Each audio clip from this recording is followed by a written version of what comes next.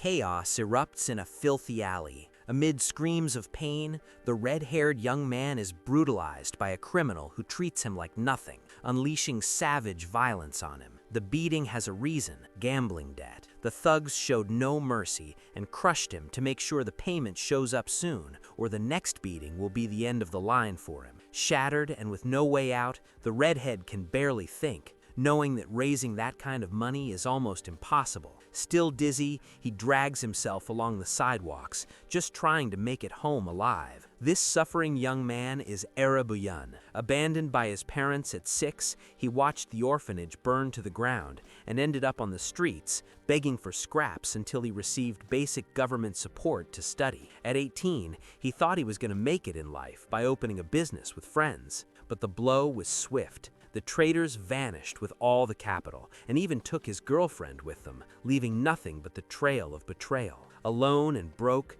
sank into debt with dangerous loan sharks just to survive. Now he lives surrounded by sky-high interest and constant threats that never end. Even hunted and humiliated, he refuses to give up. In the middle of this hell, something bizarre catches his eye in a dumpster, a strange bundle that shouldn't be there. As he gets closer, he freezes. In the middle of the filth lies a motionless child with a drained face and sunken eyes full of suffering. Seeing that abandonment shattered what little was left of the young man's heart. He knew all too well that if he left the child there, fate would be cruel. With the weight of the world on his shoulders, could only wish that, in some distant future, that soul might finally know the comfort of a real home. The sky collapsed into a violent storm, washing the alley with relentless rain. In the middle of the mud, Buyan dug desperately with his bare hands. To him, the child found in the trash was already a corpse,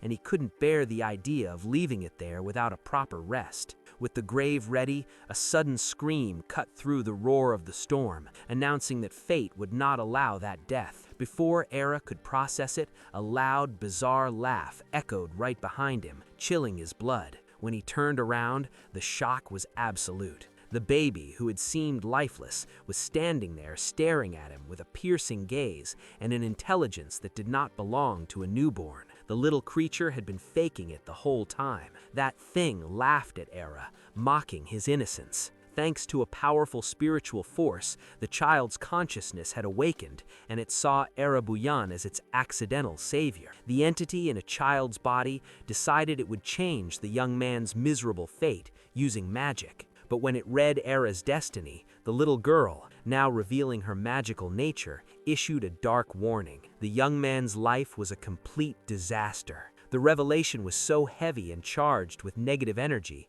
that Era's heart couldn't take it. He dropped dead from sheer terror on the spot. The shock was so great that the child's spells began to fail and evaporate into the air. Frustrated at seeing its powers fade in front of a hero who had just kicked the bucket, the creature had to act fast. There was only one way to fix the mess and save the man who had pulled her out of the trash. Sometime later, Buyan opened his eyes. He was no longer in the mud, but lying on a clean bed. Confused, he tried to understand how he was still alive and where he was, since that luxurious place was not his shack. That was when the same child appeared, watching his every move. Despite the fragile appearance, the small being called Era by name, sending panic through him. How could a talking baby know who he was? Where were the forest and the hole he had dug? The child, noticing the knot in the young man's head, explained that they were now in its own apartment. The small being was Sen Yusi, the god of gems, who, after a disaster, ended up trapped in that tiny body. Era stood frozen, unable to believe he had carried a god in his arms. On impulse, he held the child, and at that touch, a pure energy flowed between them, bringing a mental clarity he had never known. Realizing that the baby form was a setback, the divinity used what little magic remained to take the appearance of a 7-year-old child. With a serious look, Sen Yusi demanded full attention. He would use all his power to pull Buyan out of misery and rewrite his story once and for all. Sen Yusi was no ordinary child. He carried the weight of 300 years of divinity. The god of gems was determined to pass all his millennia of experience to Buyan, turning the young man into a vessel of power. Extending his small hand, he declared that there were no rules stopping anyone from learning from their elders, even if they looked like babies. Era listened with his head spinning. It sounded too insane to be true. For a moment, he even considered going along with it, but soon let out a deep sigh, convinced the kid had just read too many comics and lost his mind, thinking he was a god. Anxious, and with his thoughts boiling over, he decided to leave the mansion and return to the city. The pressure was enormous. He needed cash, and he needed it now, before the loan sharks finished the job. But bad luck is a loyal shadow. On the way, a harsh voice shouted his name. When he turned around, Era's blood ran cold. It was the same bastard who had beaten him senseless earlier. Panic took over. Era shouted that he had nothing, begging for time, but the thugs only wanted blood. One of them lunged forward, snarling that he was going to teach a final lesson with his fists. Surrounded by 3 cowards, Era felt despair turn into fury. He shouted at the top of his lungs for them not to touch him. What happened next shocked even the criminals. A strange energy radiated from him. He stared at his own hands, unable to understand what kind of bizarre force was awakening inside his body. The thugs didn't back down and pulled their knives, ready to stab him on the spot. When the first blade came toward his chest, Era reacted on pure instinct. As he raised his hand to protect himself, the knife slid off as if it had hit an invisible shield. Seizing the opening, he launched a brutal counterattack that made the attacker scream in pain, his hand completely crushed. But the danger wasn't over yet. A second piece of human trash tried to stab him from behind. As he spun around, Era realized something surreal. The world seemed to have stopped. The attacker moved in slow motion, as if trapped in a dragging nightmare. With his mind racing, the young man dodged easily and, consumed by explosive rage, landed a sharp, precise blow to the bastard's stomach, knocking him out instantly. Seeing their partner sprawled on the ground, the other criminals fled like rats, terrified by that supernatural strength. Era stood there, gasping for air, staring at hands that had never won a fight before. He realized that everything the God of Gems had said was pure truth. Without wasting time, he ran back to the child. Sen Yusi was already waiting, wearing a knowing smile. He saw Era as the perfect student for his grand plans. The young man, who just hours earlier felt like the biggest piece of trash in the world, realized his life had changed the moment he pulled that baby out of the garbage. He bowed before the small divinity in total respect. With his heart in his throat, he laid it all out. He urgently needed money to pay off the debts crushing him. In return, he swore that once his life was back on track, he would return every drop of that divine power. Sen Yusi had enough of the whining and shut it down immediately. He ordered Era to get out of bed and act like a man, with an authority that didn't match his size. He explained that Era was now under a powerful mystical domain. His body had received an energy charge no normal human could control. One wrong move and he could collapse outright. The God of Gems let out a sigh that seemed to carry 1,000 years of exhaustion and admitted the blunt truth. He was in bad shape too. The disaster that turned him into a baby happened at the worst possible time, right after he had invested every cent he had to buy that mansion, planning to live off rental income and an easy life. Now, the god and the beggar shared the same roof and the same financial desperation. Sen Yusi, however, already had a master plan in mind. He stared straight at Era and proposed a blood pact. They would hunt evil spirits. The idea was simple and brutal. Sen would provide the ancient wisdom and powers, transferring them into Era's body, and Era would do the dirty work of facing the abominations. In the end, the profit would be split down the middle. When he heard the word demon, Era's heart nearly jumped out of his chest. Fear froze him in place. How was a guy who only knew how to get beaten supposed to face monsters from hell? Era's hesitation made Sen furious. He yelled that Era was acting like a scared little kid with no patience for doubt. Era felt his blood boil. He remembered every humiliation, every beating he had taken on the streets, and how his life had been a bottomless pit until then. He realized that if he didn't step forward now, he would spend the rest of his days running from loan sharks and eating trash. Trauma turned into fuel. With his teeth clenched, he accepted the mission. They would cooperate, not out of friendship, but to rip money out of the clutches of darkness. Sen Yusi laid out the details of the first job. In just 3 days, they would have to master a heavy spell formula to enter combat. The target was the Heian family, an elite clan whose eldest daughter was being eaten alive from the inside by a malignant entity. The girl was on her last legs, and the mission was a race against time. 3 days later, the scene at the Heian mansion was pure chaos.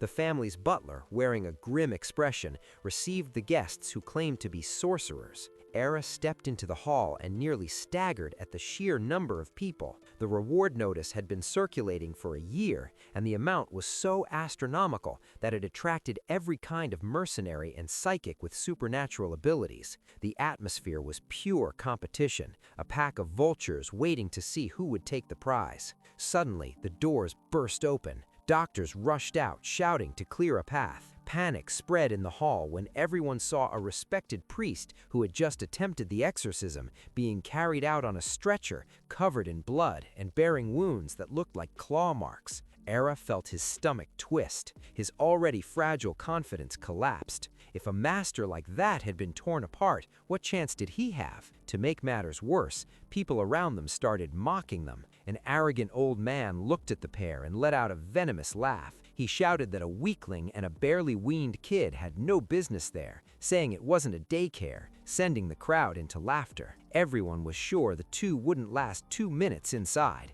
but Sen Yusi didn't flinch. He stayed calm, a cynical smile on his face, and whispered to Era that the show was about to start. Ignoring the insults in the waiting line, the two moved forward to face the possessed girl. The provocation caused an uproar. No one wanted to let two amateurs cut in line for the biggest reward in the city. Era's anxiety hit its limit, dragging up bitter memories of school when no one wanted to be near him and everyone treated him like disposable trash. But this time, he had a god at his side and a bank account to save. The kid was the class punching bag. Everyone piled on him, mocked him non-stop, and treated him like trash, thinking he was born to take the blame for everything. He endured the massacre in silence, but the tables turned. That pack of cowards used him to vent their frustrations, but time passed. Now he's grown, his blood is boiling, and he's ready to break anyone who gets in his way. Watch closely. The old man tried to play smart, thinking he could talk the guy down, but it backfired.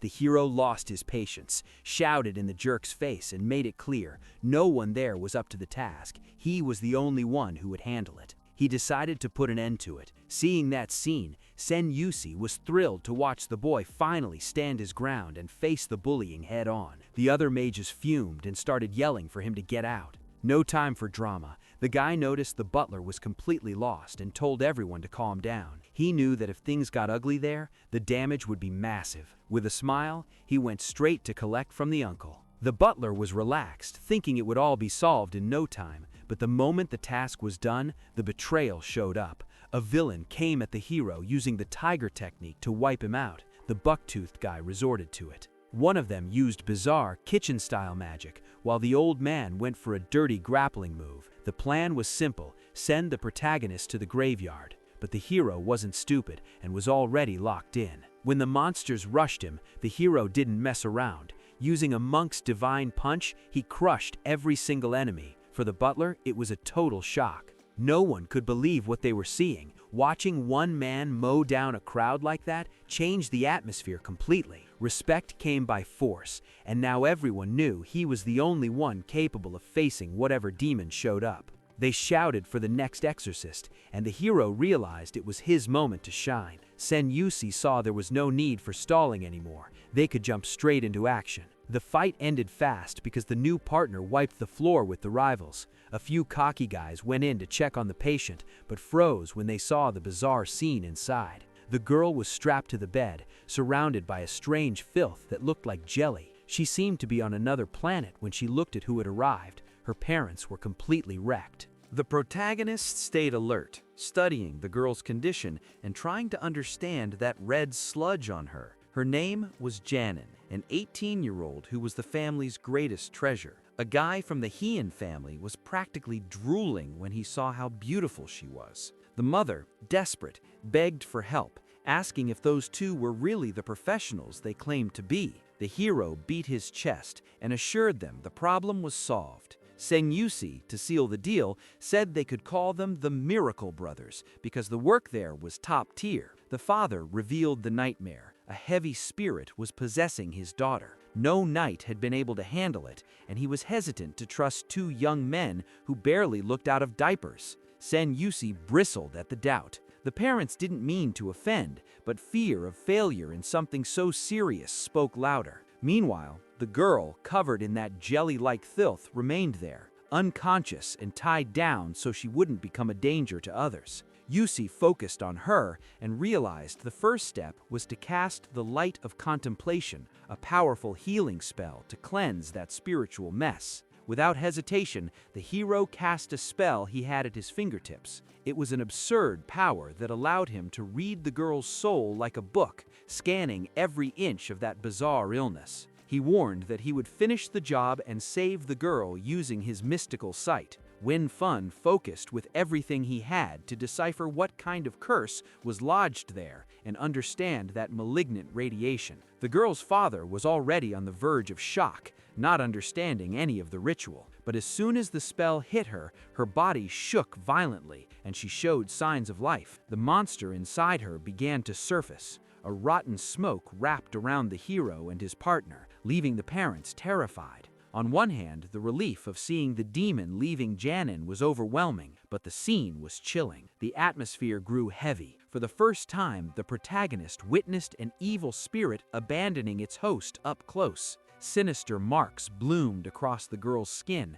proving the demon wanted to claim everything. Her gaze was pure hatred. The creature emerged already thirsty for blood, staring at the two who were trying to help. The demon screamed that it would take revenge on everyone there. The darkness had no intention of letting go. The spirit used Janin's body to unleash brutal attacks. The hero dodged a strike that could have been fatal and realized things were getting ugly. The danger was real. The entity lunged at the girl's father, and the protagonist was about to fire a second spell to lock everything down. Senyusi shouted him down, realizing that could shred the girl's body. The plan was to expel the intruder first. The hero noticed his partner hesitating to get close to the possessed girl, but Senyuchi had faced far worse and said that negative energy was nothing but a tickle to him. The hero felt the weight of his own power. The darkness didn't faze him at all, and he went on the offensive. The girl, controlled by evil, kept throwing furious blows to wipe out her saviors,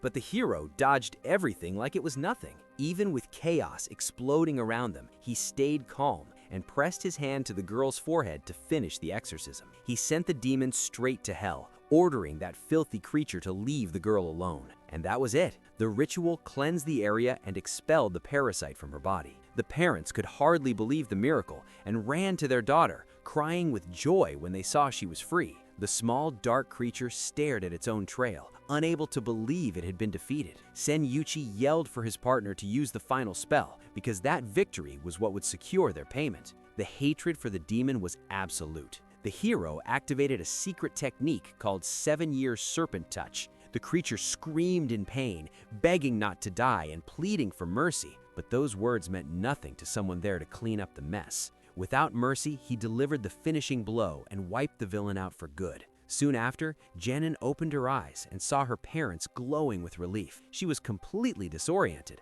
unable to understand how she had ended up like that. Even confused, the relief of seeing her family was stronger. Her father, heart pounding, thanked the two masters for solving everything. Janin finally understood the nightmare was over and life was back on track. Through tears, she thanked them for the blessing. Soon after, her father stepped in with the payment, thanking them from the bottom of his heart for the top-tier job that saved her daughter. Senyuchi, playing the professional, bowed politely and said it was an honor to be at the Hyun family mansion. He said it was simply their duty, but inside, the master was already scheming. With a practiced sigh, he hinted that the money wasn't quite enough. He had already figured out the family was loaded and wasn't about to miss the chance. His argument was lethal. The entity they expelled was a rare, dangerous kind. The family is rich, living in luxury and enjoying the finest things, exactly what the demon wanted to feast on through Janin's body. Today it was a fox, but tomorrow it could be worse. The master painted an apocalypse, saying evil snakes and demonic cats could show up at any time looking for a piece of the girl.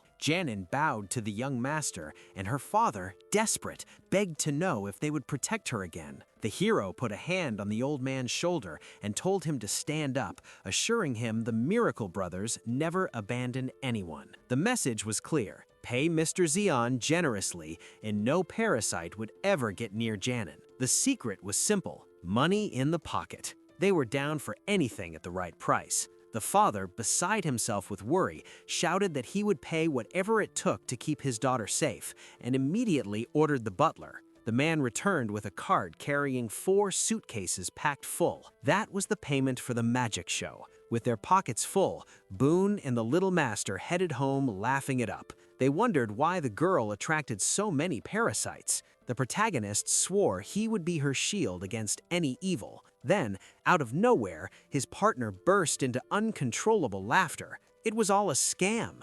The girl was never in danger. Sen Yusi had just scared the parents to squeeze out a fortune. The hero took a moment to catch on, but then it hit him. He realized the scheme was insanely profitable. Looking at his accomplice, he thought that little devil was truly dangerous. Now they were rolling in money, more than they would have ever seen in their lives. The hero immediately asked for his cut, but Sen Yusi refused, saying this was his trial by fire. The plan was to use the money to push Wii Fun into the elite circles where the real money flows. The scene shifted to a luxury yacht, dripping with pure extravagance. A crowd of high rollers packed the casino, and there was the protagonist with his master. Sen Yusi was in paradise, but the kid was dying of embarrassment. He knew exactly how things worked there. Out of every 10 bets, you lost 9. It was a dangerous game for someone who had just gotten rich. They put the kid at the table and didn't care at all. For anyone else, losing 9 out of 10 was normal, but that kid was a god in disguise. The hero was shaking, but his partner spoke straight. He knew the kid's potential and was sure they were about to get richer than ever. The little master was the true god of gambling, but he kept it low-key. A grim-faced security guard stopped them and laid it out. The VIP room entry fee was 10 million. He thought he was dealing with 2 nobodies. Sen Yusi sighed, clearly out of patience with amateurs. He explained the guard had it all wrong. The real concern was that they might stay too long enjoying the luxury. To him, 10 million was pocket change, and he demanded to see the chips right away. The guard nearly collapsed. They were the most expensive chips in the casino, the kind only real power players used. Swallowing his pride, burning with envy, he cleared the way and apologized repeatedly. The truth was that Sen Yusi had been away from that place for a while. Because of a spell, all the money he won had to go to charity, but his addiction to winning and the thrill of breaking the house were irresistible. Still, he was marked. The staff already knew he always won. That was why the job of playing fell to Wii Fun. The hero thought betting just a few chips wouldn't be a big deal. The dealer gave the signal, and the dice started rolling. The kid watched closely, sweating and praying luck wouldn't abandon them that day. But this wasn't luck, it was technique. His partner told him to take a deep breath and focus all his power into his eyes. The hero activated his magical vision,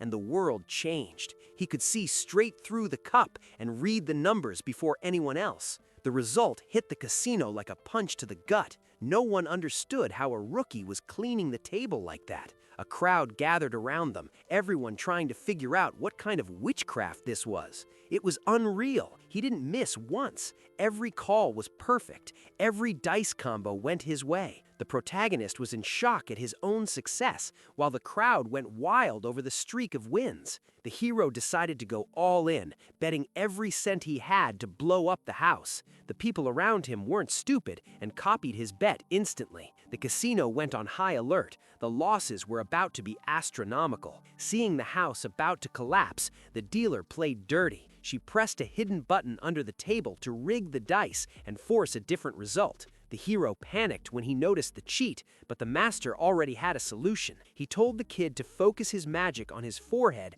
and picture a mosquito. The plan worked perfectly. A tiny insect flew out of the protagonist's ear. Now he controlled every move of the bug with his mind to make sure the dice landed right. The mosquito did its job. When the cup lifted, the result was exactly what the crowd had bet on. The dealer turned pale, completely lost, because she had already tried to rig it and failed miserably. The magic insect sealed the win, and everyone who followed the hero walked away loaded. The mage duo was on cloud 9. They were swimming in money. The hero and the master celebrated every chip like a trophy. Poverty was officially in the past. The protagonist could only think about how many yen all that was worth. When he asked the real value of each chip and heard they were worth millions, panic hit hard. This wasn't a game anymore. The risk was massive. The dealer was completely confused, thinking the kid was just a lucky amateur. The hero said it was time to leave, but the dealer blocked the way. She said the boss was watching their performance and demanded a private meeting.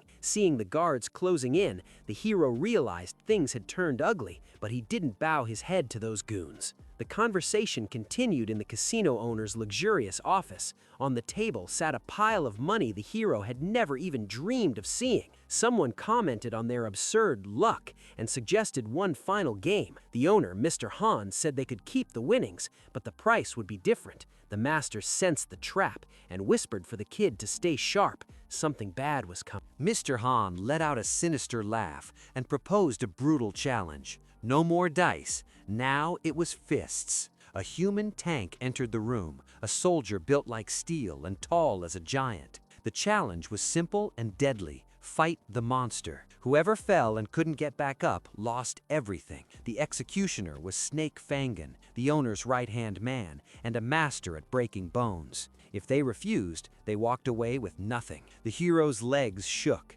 Even the master admitted the giant was a serious problem that came out of nowhere. The truth was that the protagonist carried 300 years of divine power, but his human body was like a leaking bucket. The strength spilled out, and he could only use a fraction. Now the mission was to widen that hole, let the power truly flow, and turn his body into a weapon of war. The casino owner, already foaming with rage, asked if they were going to fight or chicken out. The master, wearing that confident smile, accepted the challenge against Snake Fangan. It looked like David versus Goliath, but Wee Fun was ready to crush the giant and secure the prize. To Snake, the brute, the hero was nothing but trash, a weakling he planned to wipe out. The bully charged in, yelling that he would crush the next insect that crossed his path. But Wee Fun didn't stand still. He hit the turbo and unleashed 300 years of magic straight into his body. The kid got a bizarre upgrade, attacking at a speed no one expected. The casino owner's jaw dropped, unable to understand how that player had turned into a lightning bolt mid-fight. Even the hero shocked himself, realizing he never knew he could move that fast. But the bald man was no ordinary opponent. The bodyguard deflected the attack with ease, though inside he was shaken. He never imagined the kid had that much raw strength. The hero looked at the monster and wondered if this would really be enough to win. Sen Yuchi didn't take his eyes off the fight. He realized the boy's divine power had jumped massively, but it was still not enough. Snake Fangan was on another level. Courage and brute force wouldn't cut it, because in pure strength, the bald man would crush the kid without mercy. Wee Fun knew he couldn't give up. He spun, fell, and got back up, using agility to avoid being crushed. In the middle of the pressure, he admitted it. Trading punches wouldn't work. It was time to stop being a bulldozer and start being a fox. He would win with cunning.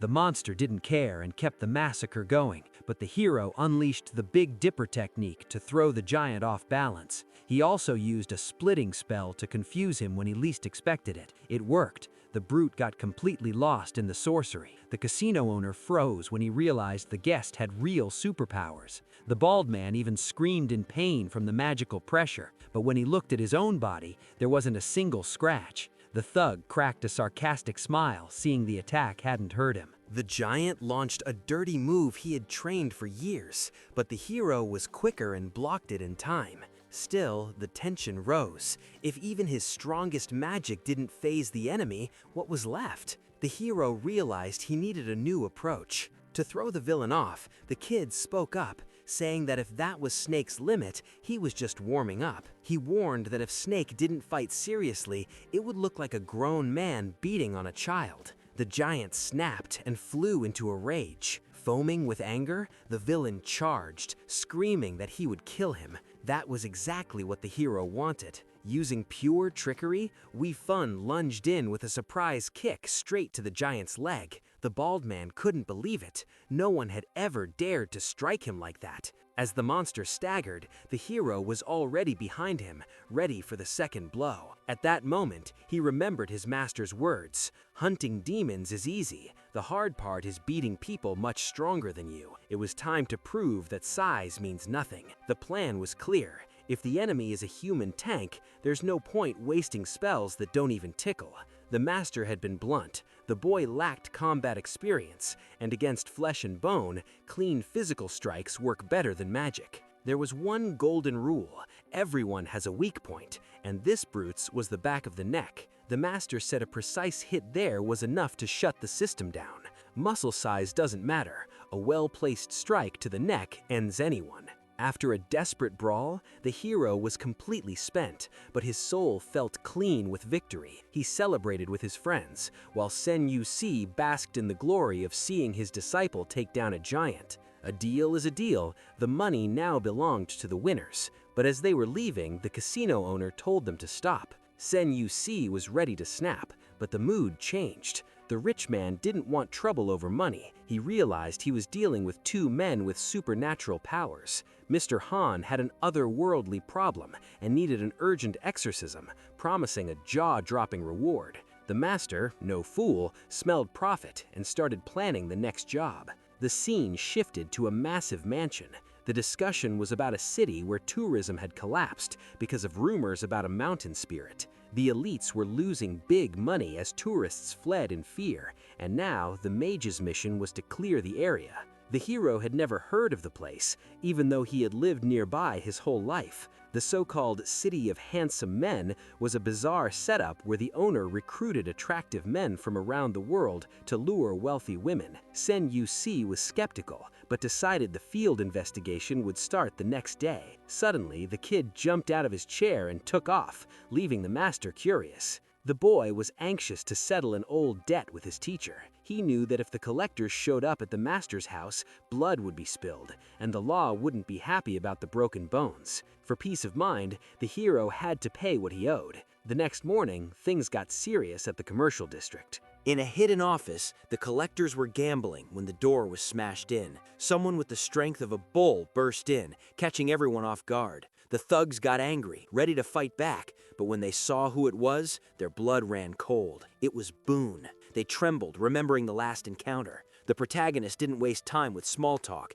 He slammed the money on the table and said the debt was paid. He wanted no more ties with them. The thug couldn't believe the kid had actually shown up to clear the debt. With their pockets full, the collectors only begged the hero not to scare them like that again, claiming they were just following orders from above. The hero, his blood boiling, faced the thugs and spoke plainly. He wanted to know if they had learned their lesson or if they would keep being cowards who preyed on the weak. He made it clear, if there was a next time, no one would walk away in one piece. The scumbags didn't even blink, saying that all that mattered was money in their pockets and that principles don't fill an empty stomach. The young man let out a heavy sigh, looked at his master, and said the debt was paid. From now on, there was only one goal: hunt spirits and get rich. Suddenly, an elderly woman passed by and bowed humbly to them. The hero was intrigued, thinking she might also be crushed by debt, and decided to head back to the collection office to snoop around. Inside, the atmosphere was pure cruelty. The collector told the old woman that the deadline had passed and that the money she brought didn't even cover the interest.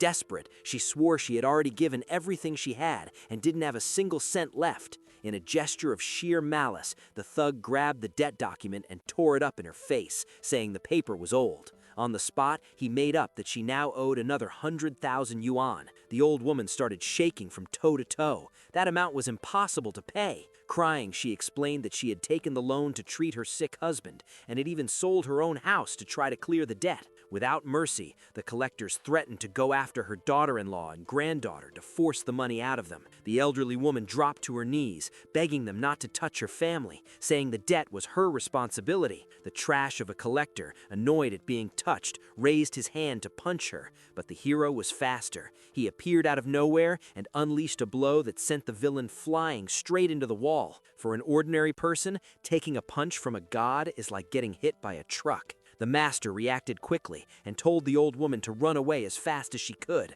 The collector, writhing in pain, started yelling that the hero was shameless and that it had all been luck. The The thugs couldn't understand why the young man was wasting time saving some random old woman who meant nothing to them. Thirsty for revenge and eager to show who ruled the city, they grabbed baseball bats and surrounded the hero to teach him a deadly lesson. What they didn't know was that hitting Boone was like trying to knock down a mountain with a toothpick. The hero bulldozed through the crowd of criminals with absurd ease. To him, the fight felt like sweeping trash off the sidewalk. The gang leader was left in shock, unable to believe a single young man could wipe out so many people at once. Fed up with their nerve, the hero walked up to the villain and landed a punch straight in his face, so powerful that the man flew dozens of meters away. The message was clear. From that moment on, the city had a new ruler, and no thug would dare lay a hand on ordinary people. Boone warned that he does not forgive those who do evil, and if the rules were broken, the punishment would be worse.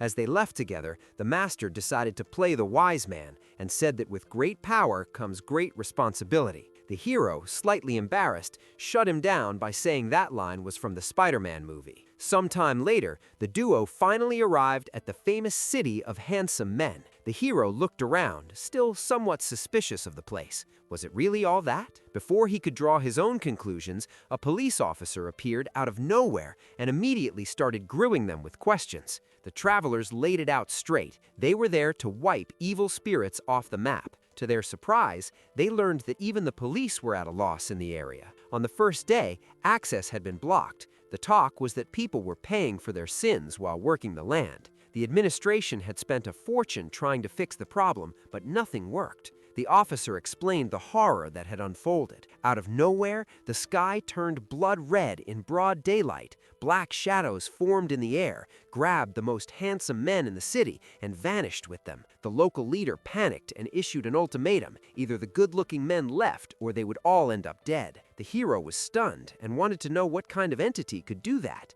The construction crew swore the spirit was a woman of breathtaking beauty. The officer, almost excited by the danger, commented that she was incredibly attractive, with an amazing body, but only cared about draining the life out of handsome men. The master immediately put the pieces together. Someone had sealed that witch at the construction site, and the renovation shattered the seal, waking the monster up. The hero pressed the officer for more details and learned where the victims were taken. All the kidnapped men were being brought to the top of a nearby mountain. It was a one-way trip. Even with his stomach in knots, the young man understood he had to take the mission. After all, the pay would be enough to buy that dream house. Along the way, they came across a bizarre puddle. The water didn't move like normal water. It was a suspicious liquid that radiated danger. The master shouted for the hero to stop immediately, and it was just in time. As soon as the young man froze, the ground cracked open and exploded like hell itself was opening up. Thanks to godlike reflexes, the hero saved the master from falling into the pit. But the break didn't last long. From the smoke of the explosion, something leaped out at an insane speed. Before the hero could even blink, the creature grabbed his leg and started dragging him into the darkness. The master, experienced as ever, realized it instantly. It was the witch resorting to brute force. The boy didn't give in, activated his magic, and charged back, yelling for his teacher to get out of the line of fire. The dust settled, revealing a massive crater in the asphalt. The hero realized the spirit was probably invisible, using some dirty trick. Suddenly, a heavy black energy wrapped around his body, locking his movements. The pain was unbearable, and the disgust of being touched by that rotten magic was even worse. In seconds, the student vanished from the master's sight, as if he had been swallowed by the ground. Sen Yu-Chi ran to the edge of the pit in desperation. That was when the witch, radiating crushing power,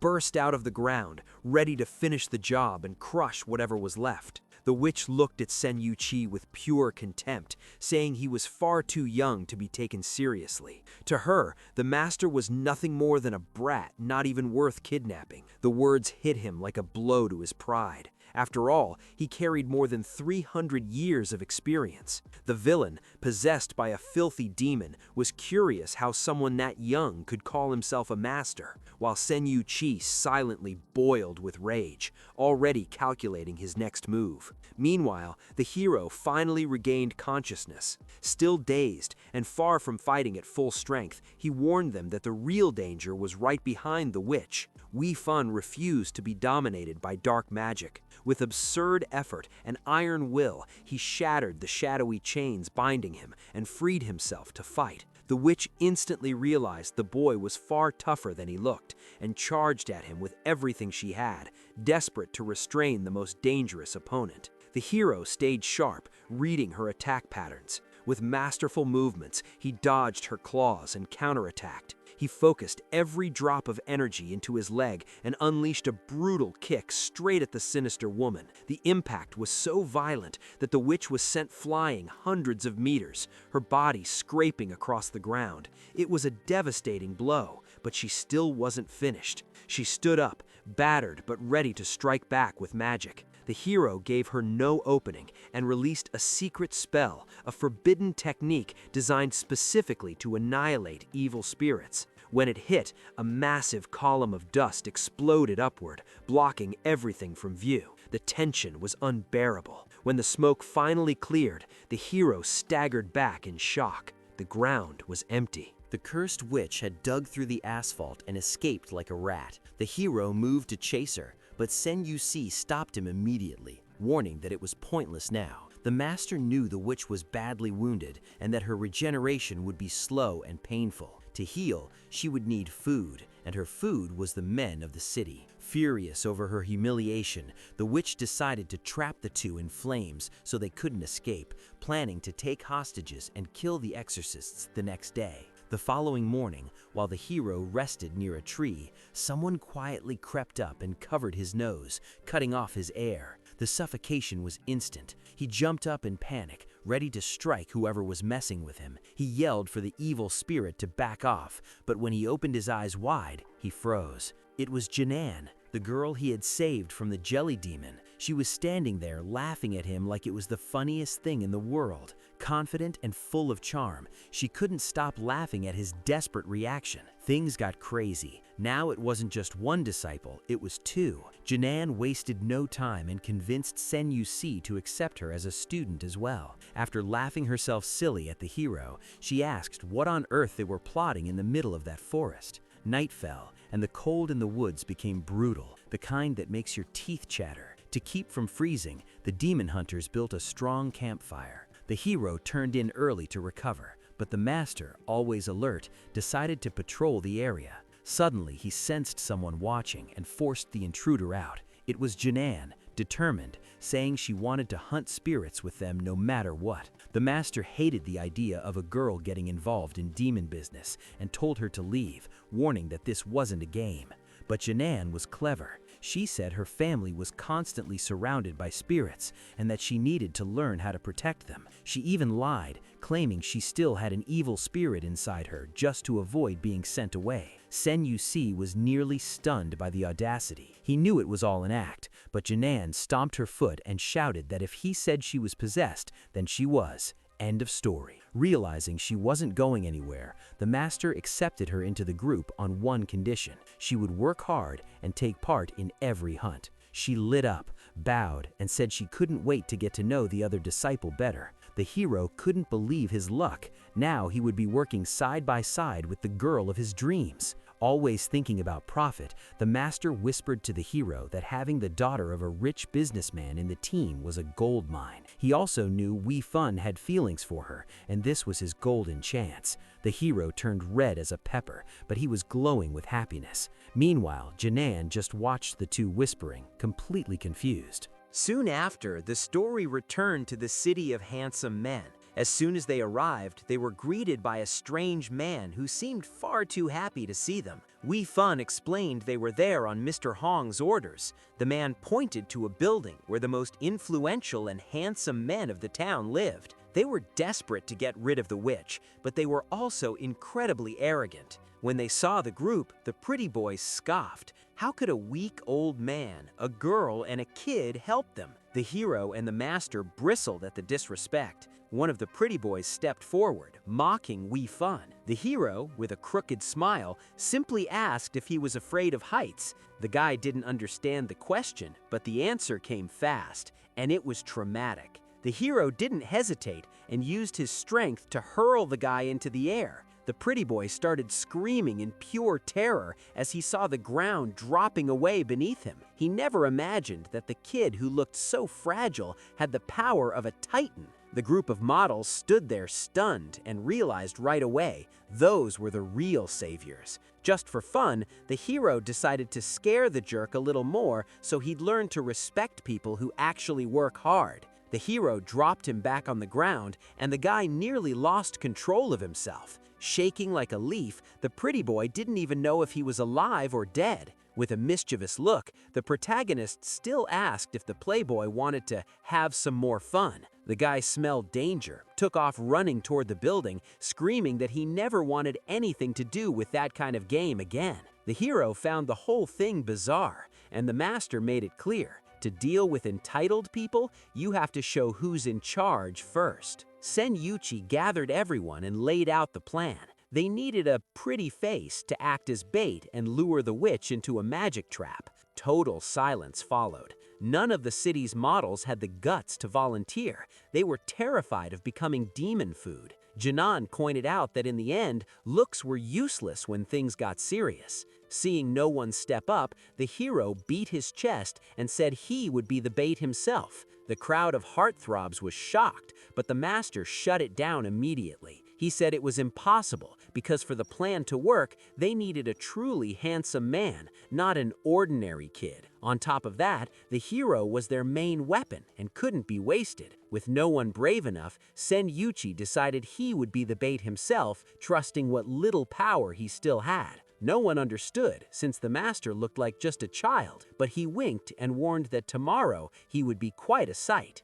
The next day, tension filled the air. No one understood why the master wasn't coming out of the house. Suddenly, the door creaked open, and whoever stepped out left everyone speechless. It was Senyuchi, completely changed. He had matured and turned into a truly handsome grown man. Feeling the shocked stares, the young master immediately told them to get clothes fast because that adult body wouldn't handle the cold and wouldn't last forever. He could revert at any moment. The plan was set. Yuchi would walk through the woods, drawing the witch in, and the moment she made her move, the team would act. The hero knew the responsibility of destroying the witch rested on him and agreed to everything. That night, the master began his solitary walk through the forest, pretending to be distracted. Hidden in the darkness, the hero and Janin watched every step, ready to strike. The silence of the forest was broken by an eerie rustle. The master realized danger was right behind him. The witch appeared, drooling, convinced she had found a luxury meal in the form of that handsome man. To avoid dying too soon, the master ran in the opposite direction, but cold sweat set in. The witch was too fast, and they were still far from the magic circle of the trap. The villain laughed and unleashed her dark magic, shouting that no one escaped her. The attack hit the master head-on, injuring his arm. Seeing the teacher's blood, the hero almost jumped from hiding to save him, but Janin held him back. She reminded the master's order. No one was to appear until the witch was exactly inside the circle. The boy was trapped, watching his mentor in real danger and unable to do anything. Janin tried to calm the hero, begging him to trust the master's plan as the frantic chase continued through the forest. Even while bleeding, Senyuchi ran like a madman, ignoring the pain to drag the monster straight into the trap. But the witch wasn't playing around. She unleashed all her dark power to paralyze the bait. Her magical claws were inches away from tearing the master apart, when suddenly his body regressed and he turned back into a child. The villain froze, shocked to realize she had been chasing a kid the whole time. Taking advantage of her hesitation, the teacher shouted at the top of his lungs that it was time to strike. The hero, already on edge, appeared like a shadow behind the witch for the final blow. But she was clever. At the last second, she sensed the ambush and mocked him, yelling that the real fool was him for falling for her trick. With inhuman agility, the witch dodged the protagonist's attack. He realized the fight was going to be brutal, but his blood was already boiling. The demon knew she had to finish the boy quickly before he unleashed his heavier magic. The hero dodged her attacks, racking his brain for an opening,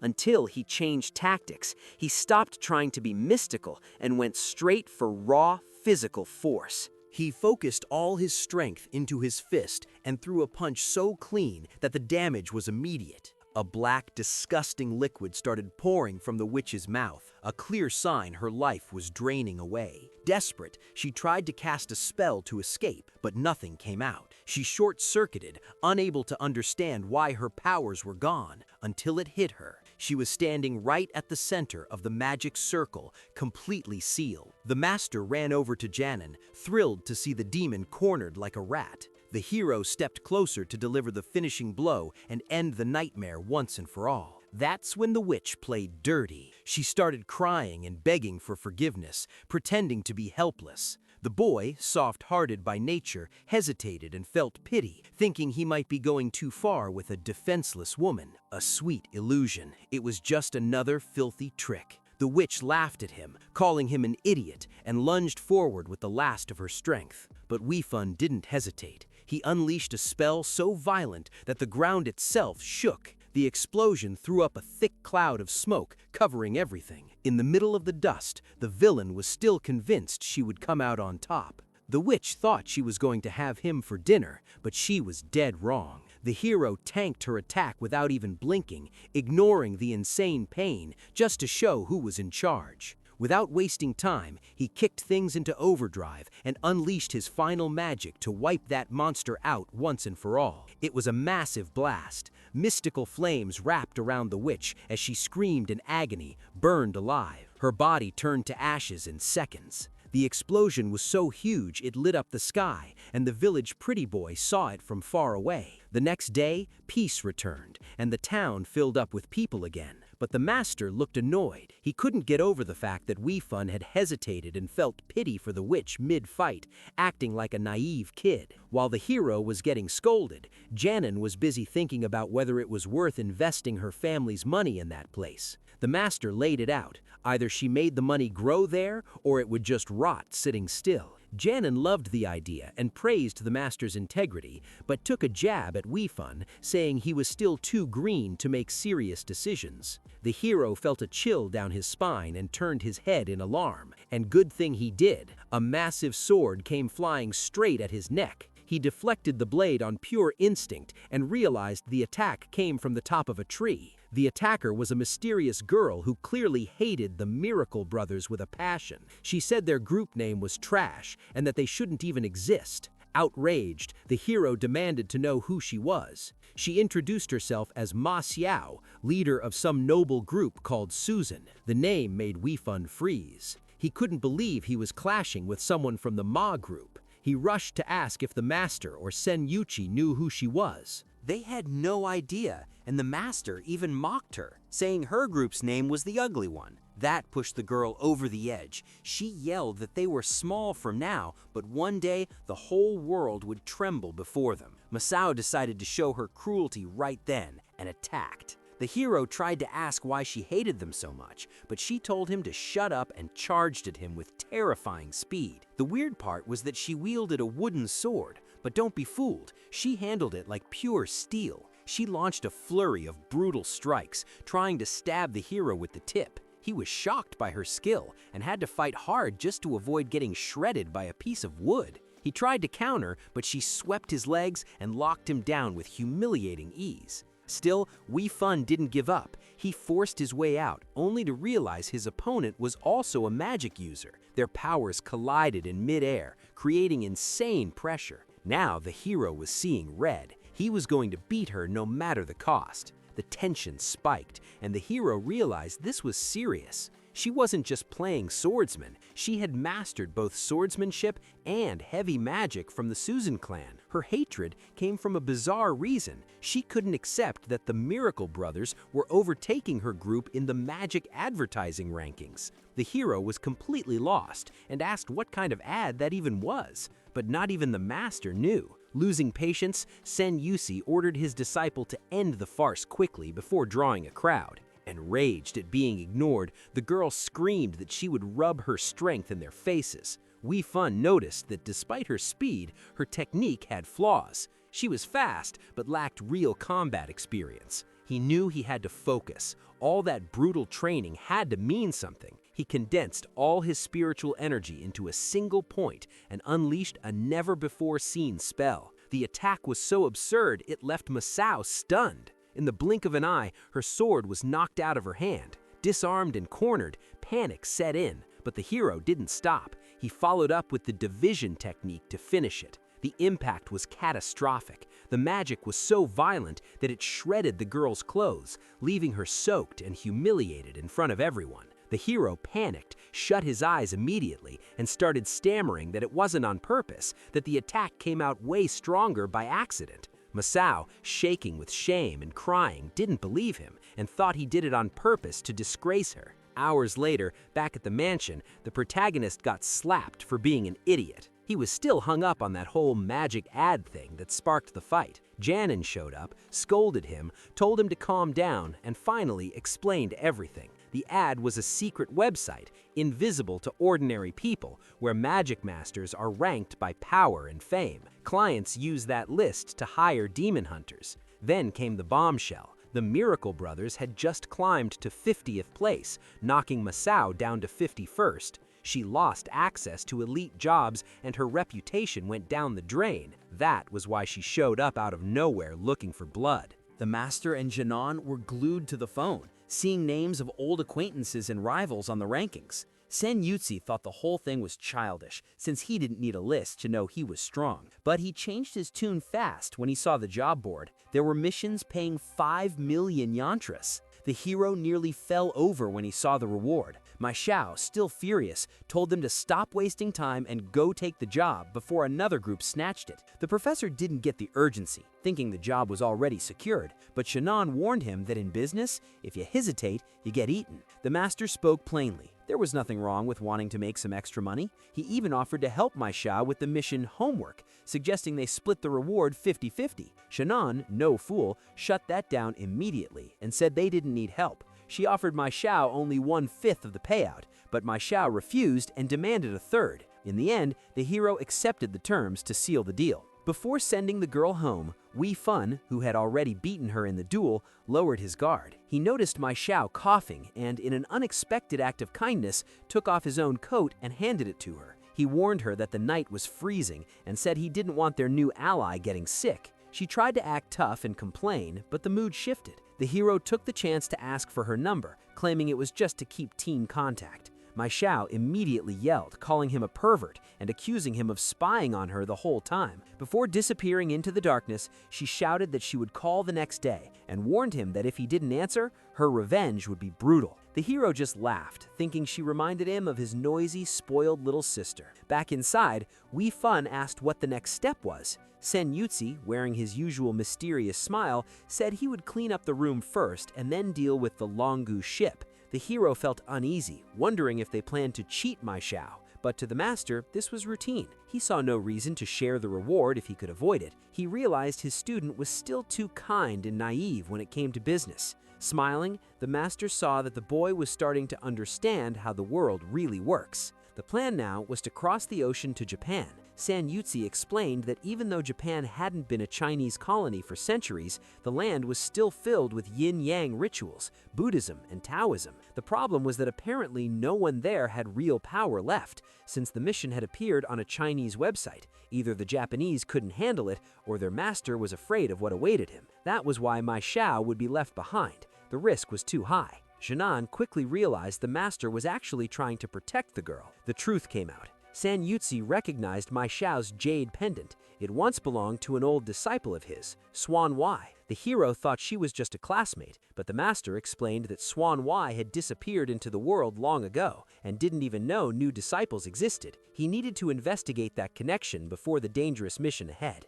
The hero worried about logistics. How are they going to Japan without passports? The master just smiled confidently and pointed at Janin. With her wealth, a passport was nothing. They boarded a private luxury jet with unlimited food and top-tier treatment. Customs and laws meant nothing. At that level of money, the world had no borders. The kid couldn't understand why they were always broke if Janin was spending so freely. The master revealed the secret. They were out of money again because every cent had been invested into upgrading Y Fun's power. That was the real priority. But Janin had a surprise. She opened a suitcase and the shine almost blinded the hero. It was packed with precious gems. She explained that by mastering breathing techniques and absorbing the power of nature, a person not only extends their lifespan, but can also manifest incredible things. The hero was stunned by the revelation. The laws of heaven were garbage and never played fair.